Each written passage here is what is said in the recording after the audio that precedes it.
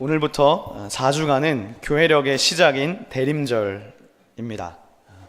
우리 기독교에는 기독교만이 가지고 있는 달력 체계가 따로 있습니다.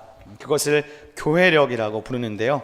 교회력은 예수님의 탄생, 그 다음에 죽으심, 부활, 그리고 재림 안에서 완성된 구원 역사를 매년 재현하는 것이 교회의 달력입니다. 대림절을 영어로는 애드벤트라고 하는데요. 애드벤트는 오심, 커밍이라는 뜻입니다. 헬라어로는 파루시아인데요. 신약 성경에서 이 파루시아는 예수님의 오심을 가리키는 말입니다. 그래서 대림절이라는 것은 예수님의 오심을 기다리는 절기입니다. 우리에게 이 커밍, 오심이라는 것은 크게 두 가지의 의미를 갖습니다. 하나는 구약 성경의 이스라엘이 메시아의 오심을 기다렸던 그 오심이고요. 다른 하나는 그리스도인들이 예수님의 다시 오심을 기다리는 그 오심입니다. 그래서 대림절은 한편으로는 예수님이 오신 성탄절을 감사하고 기다리면서 준비하는 기간이기도 하고요. 다른 한편으로는 다시 오실 주님을 기다리면서 신앙을 점검하는 절기이기도 합니다. 20세기의 가장 위대한 신학자 중 한 사람인 칼 바르트라는 사람이 이런 말을 했습니다. 교회 공동체의 시간은 예수 그리스도의 첫 번째 임하심과 두 번째 오심 사이의 기간이다. 교회가 갖는 시간은 첫 번째 임하심과 두 번째 오심 사이라는 거죠. 그런데 이 말이 곧 대림절을 가리키는 말입니다.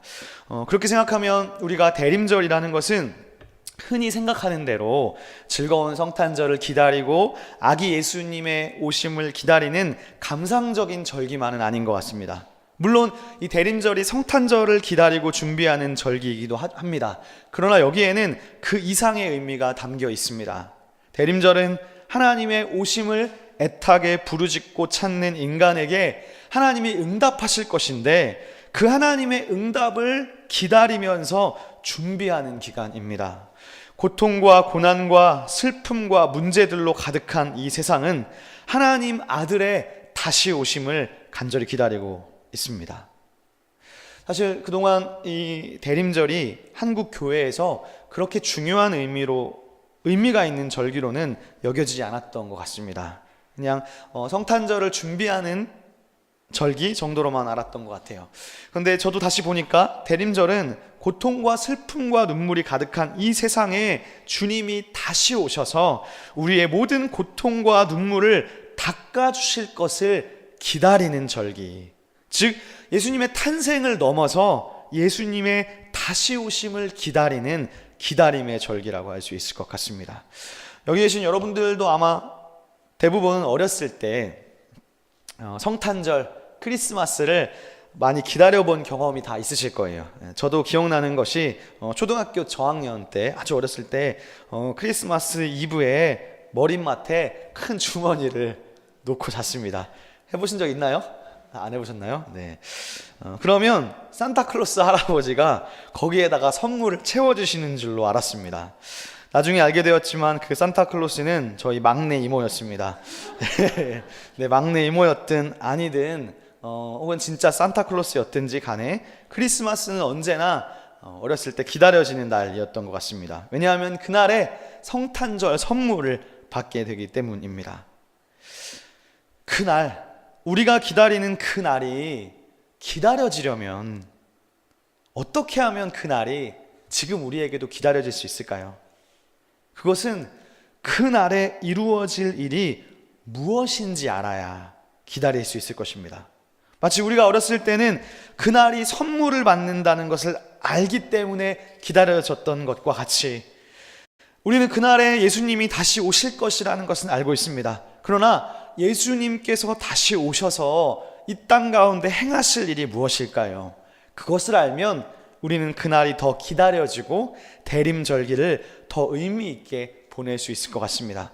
그러므로 오늘 우리는 그것을 구약성경 예레미야부터 살펴보면서 그날에 있을 일이 무엇인지, 또 성경 속의 예언자들은 무엇을 고대했고 기다렸는지 함께 여러분들과 나누어 보도록 하겠습니다.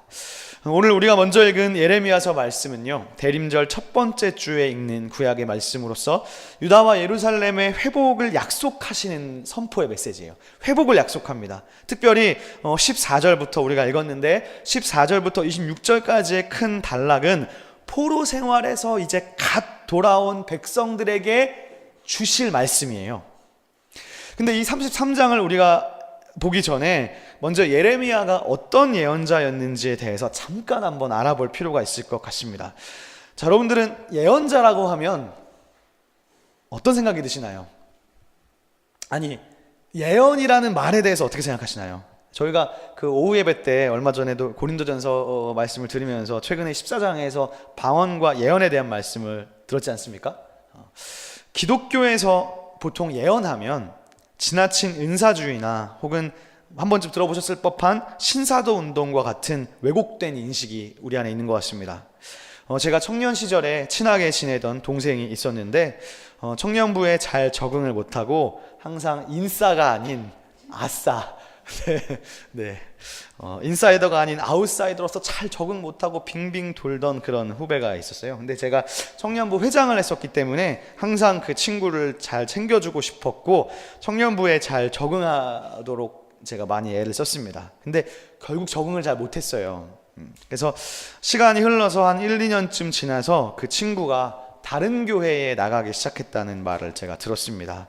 근데 갑자기 얼마나 극성맞은지 수요 예배도 가고 금요 예배도 가고 주일도 나간다는 거예요. 저로서는 잘 이해하기가 쉽지 않았습니다. 청년부 적응도 잘 못하고 신앙도 오랫동안 못했는데 갑자기 수요일도 나가고 금요일도 나간다니까. 집이 양재인데 교회가 성남에 있었거든요. 근데 막 나가는 거예요. 그래서 뭔가 좀 있다는 생각을 막연히 받았습니다. 나중에 알고 보니까 그 교회가 여자 목사님이셨는데 아주 예언과 은사주의적인 교회였습니다. 그래서 예배 중에 막 방언도 하고 막 예언 기도를 항상 받는 거예요. 그래서 거기에 깊이 잠식되어 버렸습니다. 저희 시온의 교회에서 멀지 않은 곳에서도 최근에 큰 이단 판정을 받은 큰 교회가 우리 교회 근방에 있습니다. 근데 그 교회도 이 예언 사역 때문에 이단으로 정죄를 받았는데 최근에 그 교회 목사님이 이 태극기 집회와도 관련이 되면서 더 무리를 일으키기도 했습니다. 몇 년 전에 제가 그 교회 홈페이지를 갔는데 전형적인 신사도 운동을 하는 교회였습니다. 뭐냐 하면 신사도 운동이 뭐냐 하면 지금도 사도가 나올 수 있다는 거예요. 신약식으로 말하면 예수님의 12사도 말고 또 사도가 나올 수 있다는 거예요. 구약적으로 말하면 예언자가 지금도 나올 수 있다는 거예요. 근데 교회 홈페이지를 가보니까 교회 프로그램에 예언자 학교가 있었습니다. 가고 싶더라고요. 예언자 학교니까요. 예. 근데 저는 그런 분들과 깊이 접촉하고 또 제가 그런 목사님을 모셔보기도 했었는데 더 잘 알고 있지만 이런 쪽에 빠지는 일반 성도분들은 제가 보니까 대부분 마음의 상처가 많고 심령이 약한 분들입니다. 그래서 하나님을 추구하되 그런 왜곡된 은사주의적인 것으로 빠져듭니다. 그런데 이런 쪽 예언들을 들어보면 특징이 있는데, 예언기도 받아보신 적 있으세요? 예언기도를 저는 많이 받아봤는데 특징이 있는데 아주 지극히 개인적이고 사적인 예언이라는 거예요. 그래서 우리나라는 이 예언이라는 정의 자체가 성경적이지 않고 자기들이 생각하는 멋대로 상상하는 방식으로 보통 예언을 생각하는 경향이 있습니다. 그래서 이런 잘못되고 부정된 인식들이 특히 마이너 기독교를 중심으로 음지에 생각보다 많이 퍼져 있습니다. 근데 제가 그 청년 후배를 예로 들었는데 그런 분들의 특징이 뭐냐 하면 그 예언에 깊이 종속되어 버린다는 거예요. 마치 마약과 같이. 그래서 그런 예언이 매주마다 필요한 거예요. 그러니까 나를 향한 하나님의 말씀을 내가 직접 성경을 통해서 받지 못하고 그런 개인 예언 기도를 통해서만 받으니까 거기에 그 말에 종속되어 버리는 거예요. 그러니까 마치 표면적으로 보면 수요일도 가고 금요일도 가고 계속 교회를 가니까 되게 믿음이 좋은 것 같은데 문제는 그런 예언들이 사실은 성경과 관련이 없는 직통 계시라는 데 문제가 있습니다. 게다가 그 사람의 예언이 정말 성령이 임해서 하는 것인지 아니면 귀신이 임해서 하는 것인지 분별할 필요가 있습니다. 특히 그런 자리에 성령보다 악령과 귀신이 훨씬 더 많이 역사합니다. 분명한 것 같아요, 이것은. 그래서 여러분들 이 중에 제가 알기로는 기도원 잘 안 가시죠? 우리 교회는 너무 안 가서 문제인데 저는 기도원을 많이 다녔는데 괜히 기도원 가서도요 아무한테나 안수 받으시면 안 됩니다. 안수기도 함부로 받으시면 안 됩니다. 성령의 역사만큼 귀신의 역사도 훨씬 크다는 사실을 알아야 됩니다. 그렇다면 성경의 예언과 성경의 예언자들이 어떤 사람이었는가? 만약에 여러분들이 성경의 예언자, 특히 구약 성경의 예언자에 대해서 깊이 공부하시게 되면 내가 생각하던 예언자와가 전혀 아니라는 사실을 알게 돼요. 우리가 생각하는 일반적인 예언과 예언자는 성경적 예언자라기보다는 보통 점쟁이나 무당에 가깝습니다. 성경의 예언자와 예언은 개인을 향하고 사적인 예언이 거의 나타나지 않습니다. 아니, 사적이죠. 근데 사적이라는 것이 그 예언자들의 메시지가 우리가 생각하는 것과는 많이 다릅니다. 그리고 그 예언자는 마치 무당과 같이 그 사람에 대해서, 앞날에 대해서 예언해주고 점쳐주고 돈 받고 끝나는 것이냐? 그런 것이 절대 아니라는 것이죠. 여러분, 몇 년 전에 큰 이슈가 되었던 홍해선 씨 아시나요? 아십니까? 네. 그분이 예언을 했어요. 북한이 땅굴을 파고 들어온다고 예언을 했습니다.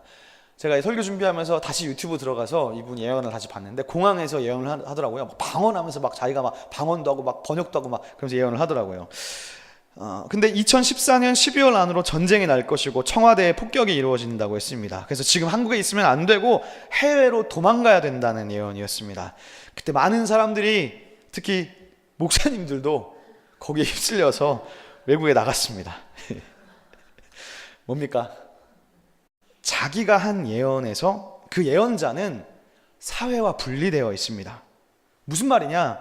그 사람이 예언해주는 대상이 사람일 수도 있고 혹은 사회일 수도 있고 나라일 수도 있어요. 그런데 그 예언자가 자기가 예언하는 그 대상과 감정적으로 연결되어 있지 않고 분리되어 있어요. 자기와 아무 상관이 없어요. 그러나 성경의 예언자는 어떤지 아십니까? 예레미야는 그 홍혜선 씨와 비슷한 예언을 한다고 볼 수 있어요. 사실 이 말은 예레미야 선생님께 아주 모독적인 말인데 그래도 한번 들어보시면, 홍혜선 씨가 북한이 쳐들어온다고 예언했다면 예레미야는 북쪽에서 바벨론이 쳐들어온다고 예언했습니다. 그러나 결정적으로 그 홍 씨와는 다른 것이 있습니다. 뭐냐 하면 북한이 쳐들어오니까 도망가는 것이 아니라, 도망가는 게 아니라 예레미야는 그들 속에서 그들과 함께 아픔을 겪는 것입니다. 그리고 그 속에서 함께 그들의 고통을 끌어안는 사람이었습니다. 즉 하나님의 영을 받은 예언자라면 그들의 고통 속으로 함께 들어가는 것이죠. 무엇보다 하나님의 마음을 깨닫는 것인데, 그 하나님의 마음이 무엇이냐? 이 혼돈의 죄악으로 가득 찬 세상을 향한 하나님의 마음이라는 것은 애통해하고 아파하고 통곡하는 마음입니다. 하나님이 이 세상을 사랑하시기 때문에, 그리고 이 세상을 만드신 분이시기 때문에 이 세상을 위해서 울고 계시는 분이십니다. 솔로몬의 재판 기억나시죠? 두 여인의 갓난아기 부모를 고를 때에 두 여인의 반응이 어땠습니까? 실제 그 아이를 창조한, 그 아이를 낳은 어머니는 그 아이에 대한 근본적인 사랑과 슬픔이 있는 거예요. 그러나 그렇지 않은 여인은 아이가 칼로 쪼개지든 말든 아무 관심이 없는 것이죠. 야훼 하나님이 이 모든 세상의 주인이시고 실제 창조주라는 사실을 어떻게 알 수 있습니까? 그것은 바로 이 세상을 향한 애끓는 마음과 애통하는 마음이에요. 그리고 결국 온 인류를 위한 그 뜨거운 사랑과 슬픔 때문에 이 세상을 무조건 심판하기보다는 자신이 죄를 대신 주고 돌아간 것이 아니겠습니까? 이 하나님의 고난의 사랑에 대한 열정이야말로 여호와 하나님이 이 세상의 창조주라는 사실을 우리는 알 수 있습니다. 그런 의미에서 예언자는요, 하나님의 영을 받은 사람이기 때문에 그 하나님의 감정을 그대로 끌어안고 자신이 예언하는 그 민족을 사랑하고 그 민족을 위해서 함께 애통하고 고통당하는 자인 거예요. 내가 예언하면서 그래 니네 혼나봐라, 그런 예언이 아니라는 것이죠. 예레미야는 자신이 한 예언이 이 나라의 파멸을 가져올 것을 알았지만 자신과 그 민족을 결코 분리시키지 않았습니다. 바벨론이 쳐들어오니까 도망가는 것이 아니라 그 속에서 함께 멸망을 맞이한 그런 예언자가 참 예언자라는 것입니다. 그렇다면 여러분, 두 번째로 이 성경의 예언자들이 주로 어떤 예언을 했을까요? 우리가 생각하는 예언은 보통 개인적이고 사적이고 개인의 미래를 얘기해 주는 것으로 보통 생각합니다. 조금 더 고상한 사람들은 아주 신앙적이고 종교적인 것으로 보이기도 합니다. 한국에서 유명한 선교단체, 제가 이름을 밝힐 수 없지만 그 유명한 선교단체의 유명한 이름 들으면 다 아실 만한 유명한 간사 목사님이 있는데, 그분의 예언 때문에 그 밑에 있는 간사들이 벌벌벌 떤다는 이야기를 제가 가까운 사람으로부터 들었습니다. 근데 그 예언을 들어보면 제가 과거에 경험했던 예언과 거의 같습니다. 아주 개인적이고 사적인 거예요. 예언이라는 이름으로 이런 말을 하는 거예요. 여기 홍현이, 너 요새 기도 안 하지? 그러다 큰일 난다. 앞으로 근신해. 네. 그렇게 하면서 밑에 간사들을 예언을 통해서 팍 잡는다는 거예요. 사실 기도의 신비적인 측면이 있습니다. 내가 누구를 위해 기도하다 보면 그 사람에 대해서 하나님이 마음을 주시는 것도 있고 보여주시는 것도 있습니다. 때로는 누군가의 허물을 알게 될 수도 있다고 봅니다. 그러나 하나님이 남의 허물을 나에게 보이게 하시거나 알게 하실 때 저는 그것으로 그 상대방에게 정죄하라고 알려주시는 것이 아니라 그를 위해 더 기도하고 그를 더 사랑하라고 하나님이 그런 것들을 보여주시는 것이라고 저는 믿습니다. 특히 많은 사람들 앞에서 모욕을 주는 것으로 그 예언을 주신 것은 아니라고 생각합니다. 특히 이것은 모두 개인에 대한 예언일 때 더 그렇다는 거예요. 그런데 성경은 이런 개인적인 예언조차도 거의 나오지 않고 나온다 하더라도 아주 조심스럽습니다. 그렇다면 성경의 예언자들의 메시지는 주로 무엇과 관련이 있느냐? 개인이라기보다는 매우 공동체적이고 민족적입니다. 그리고 종교적이라기보다는 매우 사회적인 메시지를 갖고 있습니다. 즉, 이 메시지가 교회적이라기보다는 사회적이라는 거예요.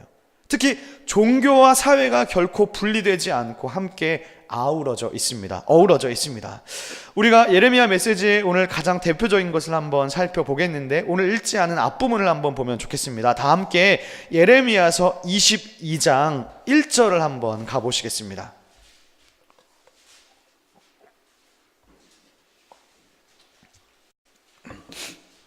예레미야 22장 1절입니다. 제가 1절부터 5절까지를 한번 보겠습니다. 여러분 눈으로 한번 잘 생각하시면서 따라와 보세요. 여호와께서 이와 같이 말씀하시되, 지금 예레미야가 하는 거죠. 예언이에요. 너는 유다 왕의 집에 내려가서 거기에서 이 말을 선언하여 이르기를, 다윗의 왕위에 앉은 유다 왕이여, 너와 내 신하와 이 문들로 들어오는 내 백성은 여호와의 말씀을 들을지니라. 여호와께서 이와 같이 말씀하시되, 너희가 정의와 공의를 행하여 탈취당한 자를 압박하는 자의 손에서 건지고 이방인과 고아와 과부를 압제하거나 학대하지 말며 이곳에서 무죄한 피를 흘리지 말라. 너희가 참으로 이 말을 준행하면 다윗의 왕위에 앉을 왕들과 신하들과 백성이 병거와 말을 타고 이 신문으로 들어오게 되리라. 그러나 너희가 이 말을 듣지 아니하면 내가 나를 두고 맹세하노니 이 집이 황폐하리라. 여호와의 말씀이니라. 여러분 어떻습니까? 자 보세요. 만약에 지금 이 예레미야 예언자의 예언에서 우리가 여호와라는 말을 한번 빼보세요. 여호와라는 말을 빼고 읽으면 어떻게 느껴지시나요? 지금 여호와라는 말만 싹 한번 지워보세요. 살짝 보시면서. 그러면 이 메시지가 어떻습니까? 종교적인 메시지라는 생각이 듭니까? 이 예언자가 피를 토하면서 하는 말씀이 뭐냐?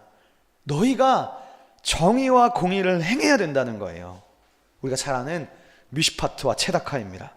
그런데 정의와 공의라는 말과 함께 나오는 말이 뭔가요? 3절에 보니까 정의와 공의를 행한다는 것이 뭐냐? 첫째, 탈취당한 자를 압제자의 손에서 건져내줘야 돼요. 즉 고통당하는 사람을 보고 그냥 지나가는 것도 죄인 거예요. 그냥 지나가는 것도 정의와 공의가 없는 거예요. 내가 무슨 잘못을 저지른 것뿐만 아니라 고통당하는 이웃을 보고 지나치는 것도 정의가 없는 삶이라는 거예요. 마치 선한 사마리아인 이야기가 떠오르는 것이죠.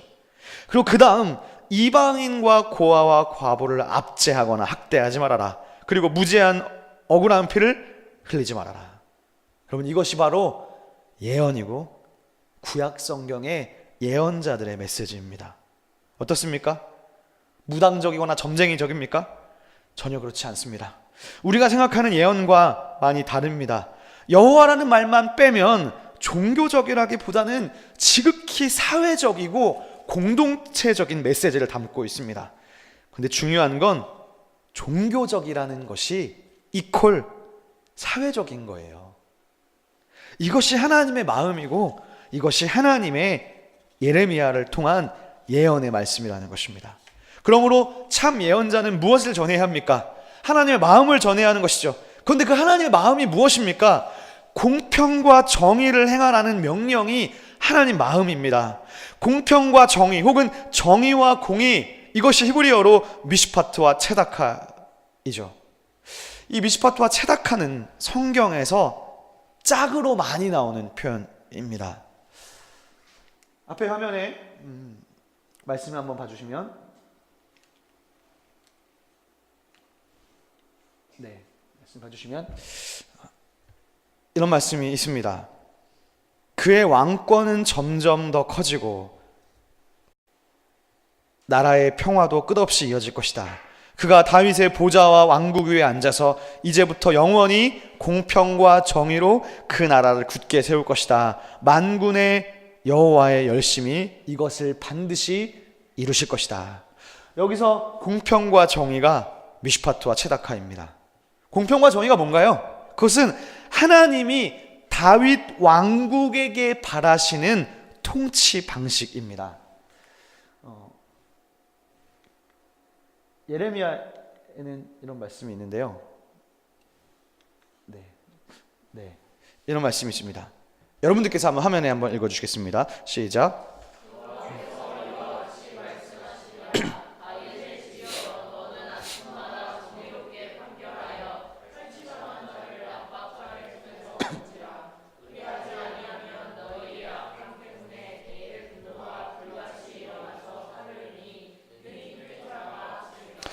하나님이 지금 이 감정 표현을 보세요. 분노가 불같이 일어난대. 하나님의 분노가.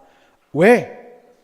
이사야에서는 공평이라고 된 말이 미슈파트인데, 이 미슈파트는 문맥에 따라서 심판, 판결, 권리 같은 말로 옮겨집니다. 그런데 체다카는 성경에서 체다카로 나오기도 하고 체덱이라고도 나오기도 합니다. 그런데 이 체다카는 주로 공동체를, 그 국가 민족 공동체를 결속하고 유지하는 성실함을 뜻합니다.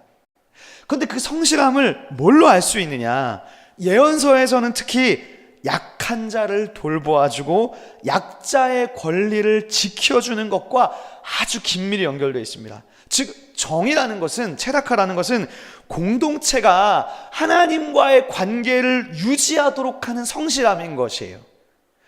우리가 하나님과의 관계를 유지한다고 생각할 때 우리는 주로 종교적인 것으로만 생각해 왔어요. 그러나 이 체다카는 성실함인데, 하나님과의 관계를 유지하는 성실함인데, 그 성실함은 약자를 돌보고 약한 사람의 권리를 지켜주는 것이라는 겁니다.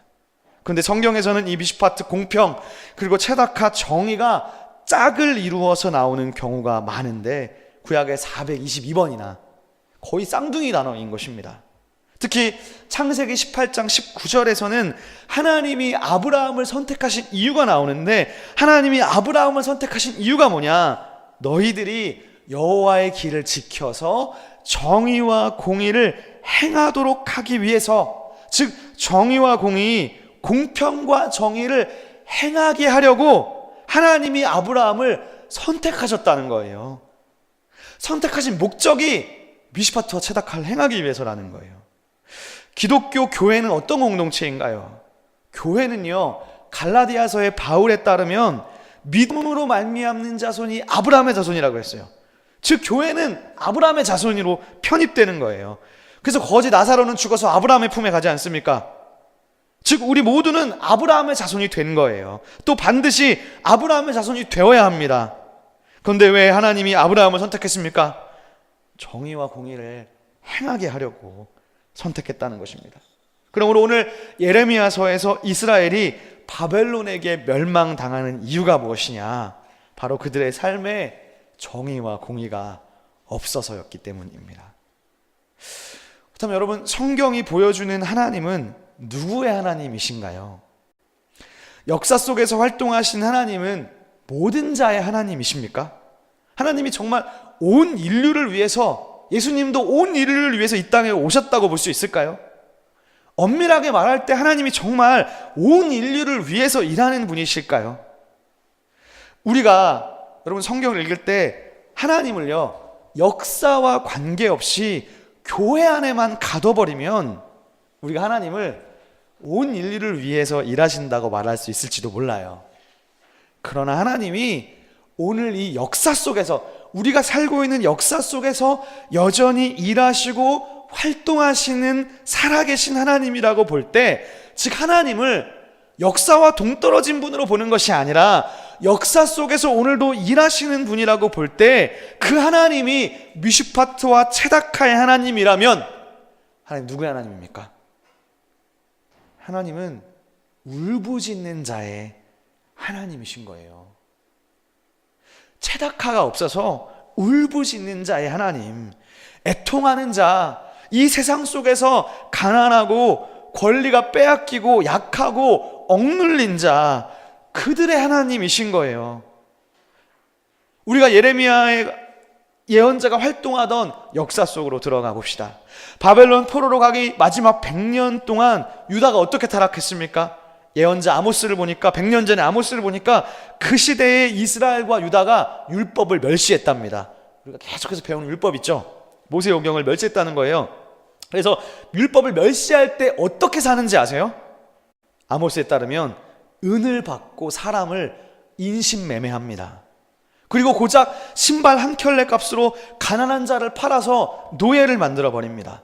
그 표현에 따르면 힘없는 자의 머리를 먼지 속에 밟고, 발로 밟고 연약한 자의 길을 더 굽게 한다 그랬습니다.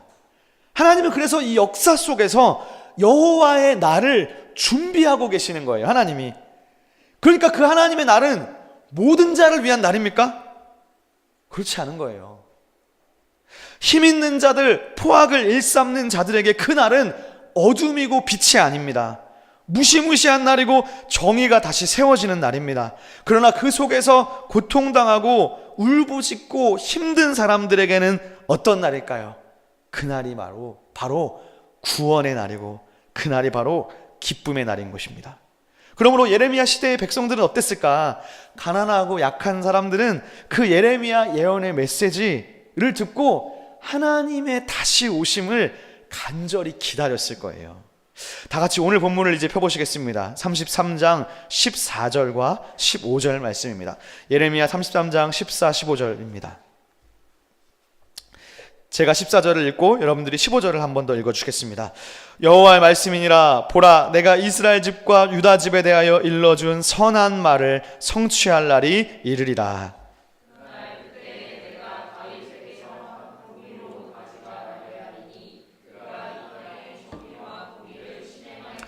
아멘. 14절에 보니까 선한 말을 성취할 날이 온대요. 무슨 날이 오는 거예요. 근데 그 날이 무슨 날이냐?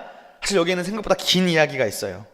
그날은 유다가 바벨론에게 멸망당하고 포로 생활을 하다가 포로 생활에서 돌아오는 날입니다. 그런데 돌아오고 나서도 계속해서 이어지는 날이에요. 유다는 자신들이 공평과 정의를 행하지 않고 약자들을 괴롭혀서 하나님께 혼나고 벌을 받았습니다. 그러나 하나님은 동시에 유다라는 국가 자체를 완전히 멸망시키진 않으세요. 왜냐하면 다윗의 나라가 언약 백성이었기 때문에 그래요. 하나님과 언약을 맺은 자였기 때문에 그래요. 그래서 하나님은 그 나라를 다시 회복시킬 것이고 모든 백성들은 그 날을 기대하고 기다리고 있습니다. 예레미야 선지자는 그 회복될 날을 꿈꾸고 있는 거예요. 고통과 신음으로 가득 찬 그 나라를 다시 회복시켜 주실 것을 기대하는 거예요. 14절을 여러분 다시 보시면 내가 선한 말을 성취할 날이 온다고 했는데 요 선한 말을 직역하면요 좋은 날입니다. 여러분 좋은 날이 뭔가요? 좋은 말이 뭔가요? 좋은 말은 좋은 소식이죠. 좋은 말은 복음이에요. 그런데 그 좋은 말, 복음의 내용이 무엇입니까? 15절에 있습니다. 그 좋은 말, 선한 말의 내용은 무엇이냐? 복음의 내용은 무엇이냐? 그날에 내가 다윗에게 체다카의 가지가 나게 할 것이고 그 가지가 이 땅에 정의와 공의를 실행하실 것, 그것이 바로 좋은 날입니다. 그 좋은 날은 미슈파트와 체다카의 날은 어떤 날입니까? 그 다음 절 16절에 보니까 유다가 구원받는 날, 즉 구원의 날입니다. 그래서 예루살렘 시온이죠. 시온에 이제부터 새로운 별명이 생기는데 어떤 별명이냐?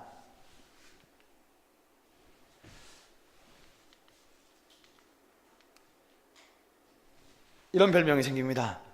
야훼가 우리의 체다카이시다.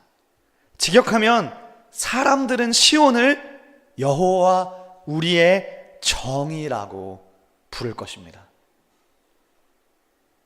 바벨론 포로에서 돌아와서 우리 민족이 다시 다윗이 다스리는 새로운 가지를 통해서 온전히 회복될 것인데 그 회복이 뭐냐? 정의와 공의가 실행되는 날이구나. 그리고 그 정의와 공의가 다윗의 한 가지를 통해서 회복되는 것이구나. 그것이 바로 예언이 성취되는 날인 것입니다.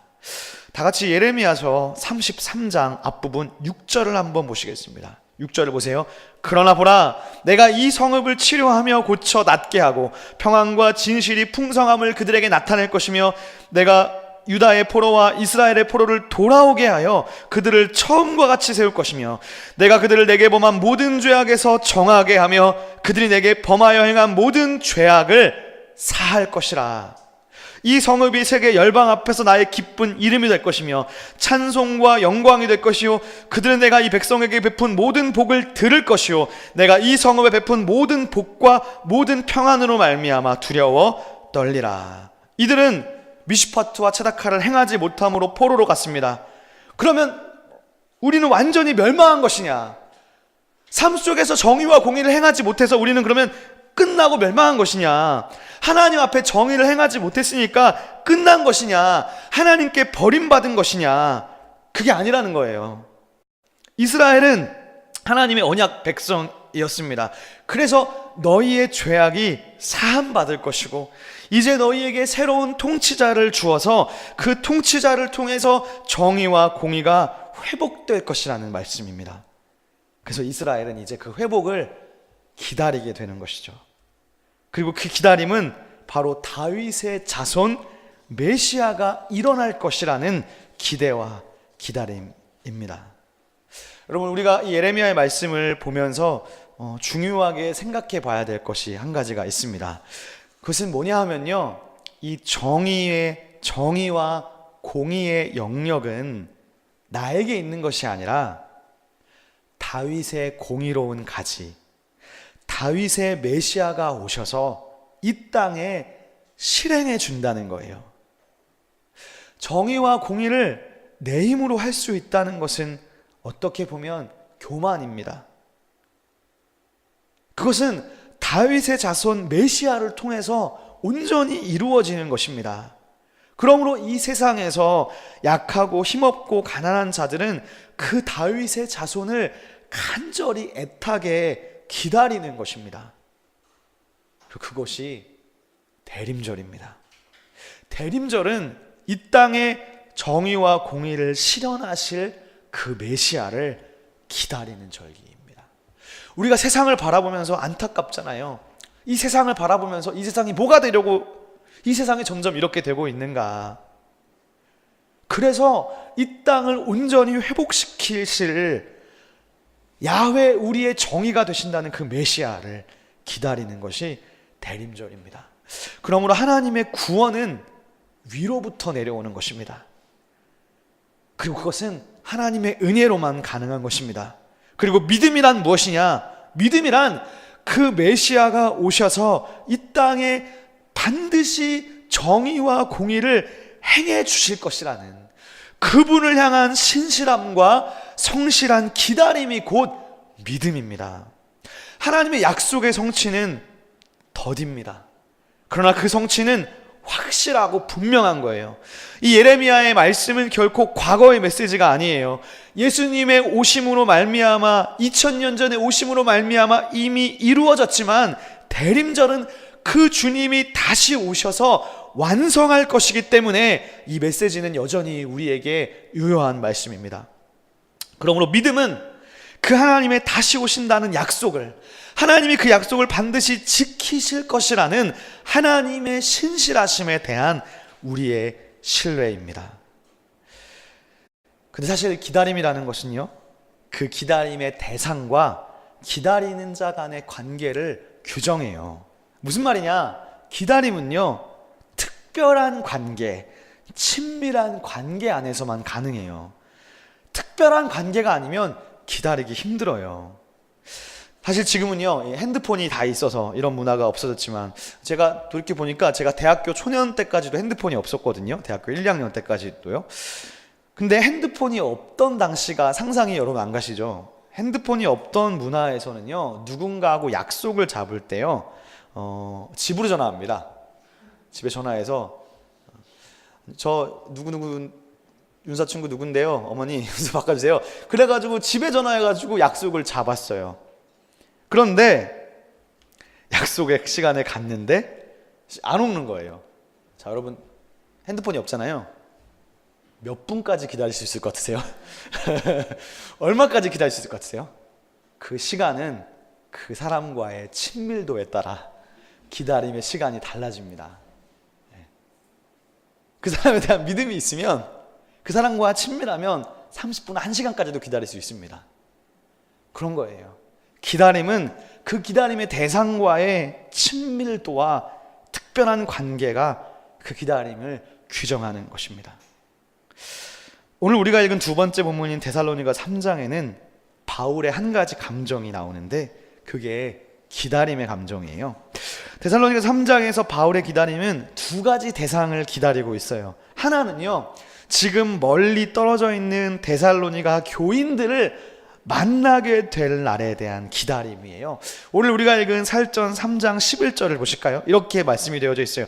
하나님 우리 아버지와 우리 주 예수는 우리 길을 너희에게로 갈 수 있게 하시오며, 이 말은 너희를 보고 싶고 너희를 만날 그날을 기대하고 있다는 바울 사도의 보고 싶은, 성도들을 보고 싶은 기다림입니다.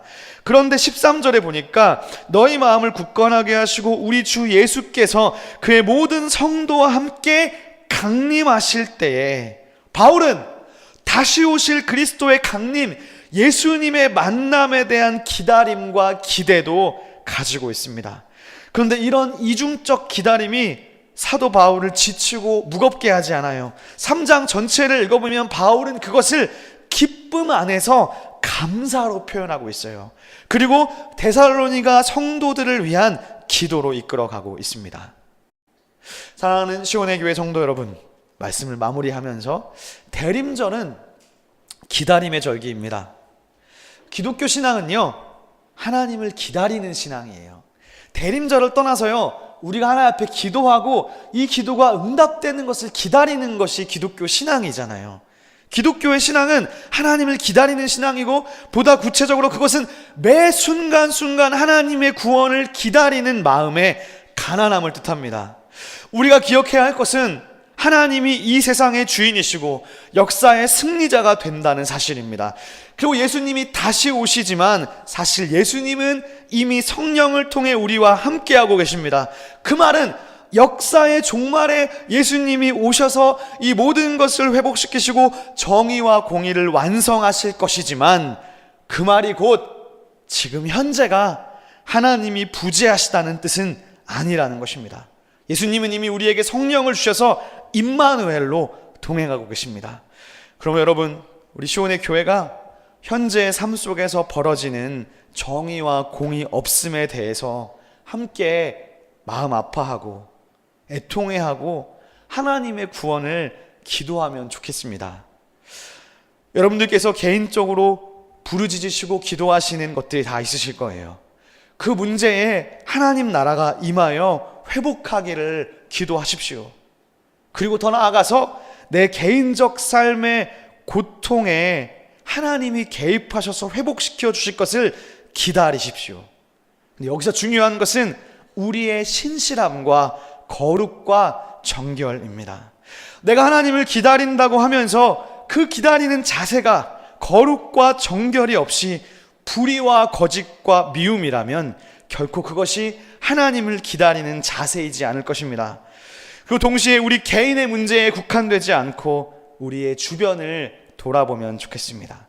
오늘 우리 기수자매가 잘 기도해 주셨는데, 내 미래와 내 회사와 내 학교와 내 가정의 문제에만 파묻혀 있는 그리스도인이 아니라 여러분의 삶의 자리에서, 여러분이 만나는 곳에서, 여러분이 걸어가는 장소에서 정의와 공의를 실현하고 다시 오실 메시아 우리 주 예수 그리스도를 기다리며 그들에게 그 예수님이 오신다는, 정의와 공의가 회복된다는 그 복음의 메시지를 알려주시고 말씀해 주시고 그 복음을 전하는 이번 대림절이 되시기를 주님의 이름으로 간절히 부탁드립니다.